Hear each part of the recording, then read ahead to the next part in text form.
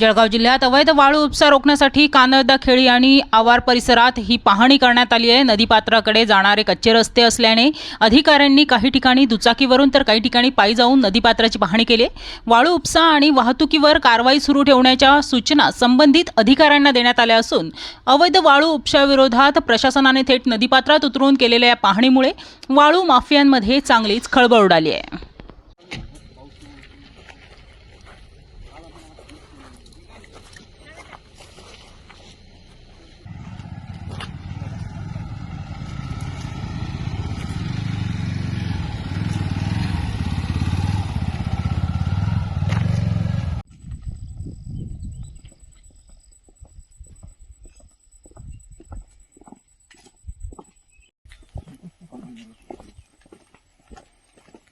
रेती चालू आहे का? नाही कधीपासून पुढेपर्यंत रेती जायची नाही कधी ते आता नव्याने काय झालं थोडी ठिका गेला ना मग त्यांचं काय म्हणणं आहे त्यांना पैसे मिळतात आम्हाला काय त्यामुळे गावातल्याच काही लोकांनी इथं बसवलं जेव्हा प्रशासक बसलं ना तर मग त्यांनी ते आता पुढे इलेक्शन येत आहे ना तर मग ते म्हणतात की त्यांना पैसे मिळत आहे मग आम्हाला काय म्हणतात तिकडे ठिका गेला बरोबर स्थानिक पातळी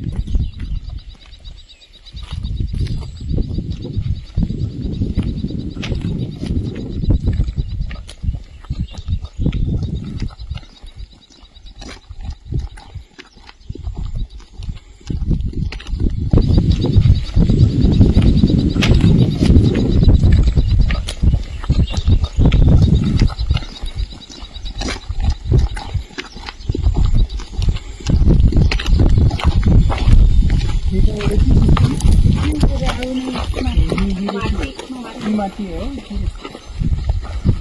चाळूनच घेत असतील ना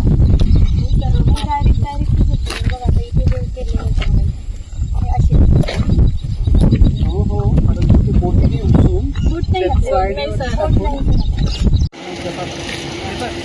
काय वाळूवाल्यांचा त्रास आहे का? काय बरं आपण वावरात राहता काय दिवसभर वावरात राहता आपण रात्रीचं काही दिवसाच वाहतूक चालते पाणी न दिलं म्हणून आता नाही याच्या आधी आता पूर्ण बंद आहे काही असेल तर सांगा तात्काळ मंडळाधिकारी तलाठी किंवा तहसीलदार मॅडमला कॉल करा किंवा आम्हालाही कॉल केला तर चालेल। वाळू वगैरे चालू आहे